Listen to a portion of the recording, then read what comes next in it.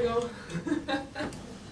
Well, you know, I don't usually have Bob Bryan at the net, but yeah, I think I hit like one or two. Well, I had to hit two great first volleys in the last game I served. Otherwise, I think I hit one volley the whole match. So, but I served well. They had a hard time returning it. I mean, even Martin, who was probably the best, one of the best backhand returners in the game, he had one time with it. Just put a lot of spin on it and it wasn't coming through it. It was sweet, but you know, Bob is such a threat at the net. They're looking at him so much they don't have time to look at him. But my serve's come a long way. This last year I've been serving a lot better. And it makes the woman can hold serve, and you know, it's been good, especially with Bob throwing bombs there. Like I said, I don't have to be on the court when he was serving.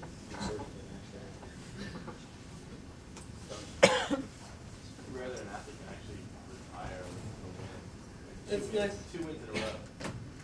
Well, yeah. Well, it's just nice to go on and win. You know, I could have just kept playing until I won 8 tournaments somewhere, but this definitely puts more pressure on when you say this is your last event, and every match you play might be your last one. But that was weird. But now that I knew this was my last one, I was as relaxed as I've ever been. It was amazing. I felt so calm all day. The hardest thing was just waiting for the match such a long time and eating not too much, but enough. You know, because I never played a final at 10:30 at night. So, you know, I mean, yesterday by 11 I was exhausted. I was ready to go to sleep. So I was like, okay, I'm still waiting a little bit longer so I can sleep in and try to pretend I was in California so I can not be too jet lagged when I play. But that was spectacular. A lot of fun. Do you remember your feeling after winning your first tournament? My first tournament in singles or my first Grand Slam? My first tournament in singles, yeah, hugging a pole. Played up in Orlando, the Phoenix Slims of Orlando in '74, and with myself. And after I won the match, I was so happy, and I was nobody to hug because I didn't know anybody. So I hugged a pole, light pole, next to the umpire's chair. There's a picture in the paper the next day. I won $10,000, and I had to give it back to the Czech Federation. Yeah, so I was playing on $17 a day per diem. Those were the days. So yeah, I remember it very well. This is nice to finish on a winning note.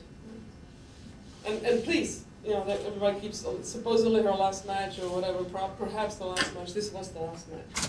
No more. It's a definite. It's not allegedly. This is definite. Fun. We could defend our title though. How would you sum up what a lot of us, I guess, are thinking is chapter 2 of your career? Did you think that it was going to last as long and be as much fun when you started? No, and no, and could have been better, could have been worse. I mean, you know, probably could have won more in the women's doubles. I struggled with partners, so I had a hard time catching on somebody that we really meshed well. I mean, I thought Lisa and I were going to do really well, and then we just didn't match up well. And now I found a great partner, Nadia Petrova. I wish I had her a couple of years ago. We could have done some damage. But I didn't. So, you know, I was sort of always trying to find somebody, and that's why I think I've done so much better mixed, because I had true doubles partners in mixed. And actually, the mixed, I think, is more difficult to win than the doubles, because there's so many more teams that can win the whole thing. If you look at overall history of mixed doubles, there are some teams that you would never think had a chance at the beginning of the tournament, they win the whole thing. But you know, mixed is played more like normal doubles for me, and so that's where I shine. And so overall, it could have been better, it could have been worse. Certainly, I'm happy with the way I've been playing this year, particularly. I really just wanted to go one more year and see how well I can play, and now I feel like I can't play any better, unless I just give my life up and just play tennis. And so that's why I'm giving up tennis, because it's just I want to have more of my life together. But then I'm doing passion. So yeah, I did not think I was going to have as much fun as I had. Perhaps not playing singles, just Personally, What? Pardon me? what did chapter 2 mean to you personally? What did it add to you personally? That's just challenge. Trying to see how well I can still play and not listen to the naysayers that I can't do it anymore because I'm too old. I'm playing for too long, and breaking a record every time I play, every time I win. This is another. I'm older than I was the week before. So just hoping to inspire people. I mean, I got so inspired by the fans and the reaction that I had over the years with people saying, it's amazing how you do it.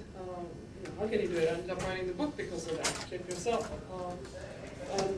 So I just wanted to keep inspiring people the way they inspired me, and sort of show people that you can do great things regardless of your age if you just believe and go for it. Martina, in a couple of months, you will get a letter, believe it or not, from AARP. Yeah, no. Do Next you- month. Next month, that's true, Mm. it's September. Do you kind of laugh at that when you know about inspiring people? Are you trying to inspire senior citizens? No, because I think I'm inspiring 20-year-olds too. I mean, you should have heard the kids just when I was signing now. I introduced my kind of tennis to a new generation, and that's fun. When you have 10-year-olds saying, Miss Navratilova, can I please have your autograph with the greatest? I'm like, okay, this is cool. Yet another generation that I was able to introduce to a game that I love and show them how it can be played. So I try to inspire anyone, really, so that you don't get limited by people that say, no, you can't do that, or because you're too old, or because you're heavy, or you just you're not an athlete. Whatever your limitations might be, don't let them define you. I didn't let it define me. When I first said I was going to play, my father said, "Oh no, you're going to lose in the first round." I lost in the second round, but I was just going to keep going until I got everything out of myself. And that's what it's about, giving your best every single day. And that's how I hope to inspire people regardless of age. I think the way I look is inspiring to a 50-year-old as well as a 20-year-old as well as an 80-year-old. Maybe an 80-year-old can't be as good as I am, but a 30-year-old would probably like to be in as good a shape as I am. Despite the afterlife, how much longer do you think you could have gone on at this pace? For sure, another 5 years. I mean, at least. Yeah. I mean, all my joints are working great. I mean, I've had some knee injuries this last year, but other than that, I mean, my knee's getting better even as I'm playing. Indefinitely. Anybody have questions? Bill? Well, you pretty much answered my question. First of all, congratulations. Thank you. What would you say to that very young, very scared person in the immigration office? She was about to start on her American journey. Was it worth it all? Can you put it in a few phrases for the impact that Martina put You on? mean me talking to myself? Yeah. I wasn't scared. I wasn't scared at all. I was excited. I was worried that I may never see my family again, but I wasn't scared about what I was doing. If I'd been scared, I wouldn't have done it. Scared doesn't win. Scared doesn't inspire. Scared doesn't do anything. And that's what I'm trying to do today. Play inspiring tennis. I didn't play scared. I didn't play nervous. I just played the way I can play. And that's what I would say to anybody. Just do what you love and love what you do, and leave it all out there. No matter what. You have to keep believing. And I think the biggest thing for athletes is that we really don't quit until we get it right. Just keep going and try to turn every leaf over until we find all the answers. And you said just sticking up for what you believe. Was there any time that was the very toughest for you, where you really had to dig down the deepest to stay true to yourself? No, I never had a problem staying true to myself. Liza? Can you tell us where your heart, mind, your body were today when you were preparing, and then when you got up today? Was your heart heavy that this was your last match? Were you just excited? You said you felt fit. But was your mindset different from other matches? I knew this was my last match, and I was just, like I said, I was just relaxed and calm. I'm almost too calm. I get fired up because I was just so happy about where I was, exactly. I mean, I'm quitting because I want to, not because I need to or because I have to. I want to. And tennis is such a great life, that it has given me such a great life, but I'm ready sort of to move on. And I still will stay in tennis and refocus my efforts elsewhere, but I was just ready to go. And I knew I was going to play great tonight. There was no doubt about it. I was as relaxed as I've ever been before a match. It was really weird, actually. And can you tell us, do you have a barn or a guest house where Actually, most of them are at the Hall of Fame, International Hall of Fame, because I've been moving around too much, so eventually I'll get a trophy case organized. But, in the old days, we didn't get that many trophies. Even the Australian Open didn't have any trophies, replicas of. And finally, Wendy Turnbull complained, and finally they made them, and they made them like big. So, and most tournaments didn't give trophies. They just gave you a check and a dozen roses. That was it. So, the roses have died long ago, and the money has been well spent. So, don't have that many trophies left anyway. Martina, what do you think is the greatest contribution to the game? And secondly, if you were to single out one victory, what would that be? I can't. It's the body of work. That's it. I mean, today was a big part of it, and I'm just so thankful to Bob that he gave me this opportunity to finish with putting notes. And again, thank you Nat, for that. It was just a blast to play. It's like, oh, it makes me want to keep playing. It's so much fun. And my contribution to the game, I don't know. You have to ask other people. But I always say I like to think that I play tennis the way I think it ought to be played. I like the variety that I brought to the game, the athleticism.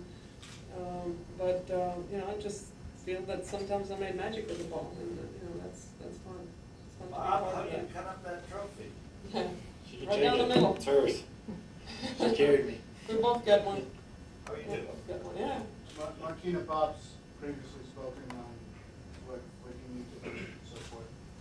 But could you speak a little bit about Bob, and he's playing a pretty important role in American tennis. Yeah. Well, at the French Open, I watched, I got to practice early, and Bob and Mike were practicing, and I just watched and just enjoyed it. I sat there for like 45 minutes, just watched him hit. And that was actually more fun than watching him playing matches, because they were just see him work the trade, And yesterday when Bob was practicing, and his dad said, okay, 5 more forehands this way, and it was like clockwork. And he's a total pro. But most of all, they both have such great enthusiasm for the game and do it with such passion and spirit. That's what inspires people. That's how I try to play the game, and that's what inspires me to see it in others. So it's great to see that torch go on. I'm wondering why Bob's not playing singles with that serve. Bloody hell. Martina, you had a zen calm going into your last match. What were your emotions actually when you left the court for the last time? Again, I'm leaving on my own terms. So that's what's nice, and leaving on a winning note. It's nice to win that last match. So I can just sort of put my feet up and have a beer and not worry about the fact that if I have a beer the next morning, it's going to be hard getting out of bed, because I don't have to worry about practice tomorrow. You feel happy when you leave? I'm happy that I'm leaving. I'm excited about the new possibilities in my life and what I'll be doing. Like I said, I'll stay in tennis. I'll just reach out a little differently, and looking forward to passing on the knowledge that I've gained over the years to the next generation, and promoting my book and the Rainbow Card. I've been plenty busy. So, but I'm, this is a closed chapter now, and it's great. I feel not nostalgic, just happy because I had such a great run and finished it on the right note. And it's after midnight. It's past my bedtime. This is the latest press conference I've ever had. See, you never know. There's always something new, There's always something new that's never been done before. So, Martina, what does it mean to you to end your career here? I wonder if you talk a little bit about what the Open has meant to you overall. it's great. I wanted to win one more at Wimbledon, and I think if I had won there, I probably would have stopped playing because I wanted to finish on a winning note and not push my luck.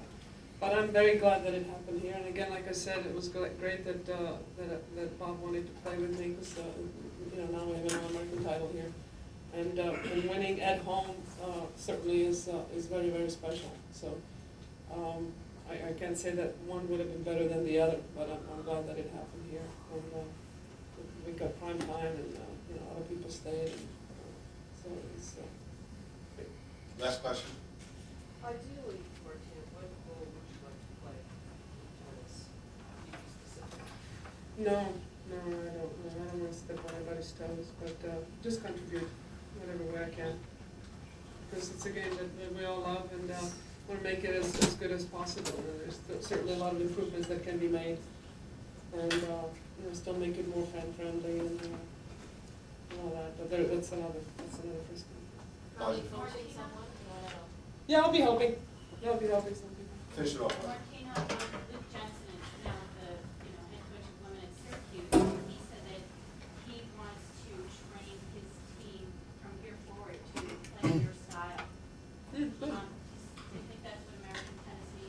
just be great, is there, sorry, I didn't mean to interrupt you. No, that's it. Yeah, it'd be great to see more Serena Valley out there, but again, it's more difficult with the rackets, the way they're set up to be successful at it, but it can still be done, so. Just to see more all-around game, and see people chip and charge once in a while, or take the first serve, smack it and come in, or just a little more variety. You see glimpses of it with Justine and with Marmarismo, with of course Federer, and even Nadal's getting more adventurous, coming to the net and being more creative. So it's nice to see that, because it's there's some unbelievable hitters of the ball, but they're not complete tennis players. So it would be fun to see more complete tennis. So I would hope that would be Monica's. Thank you. Second. Close.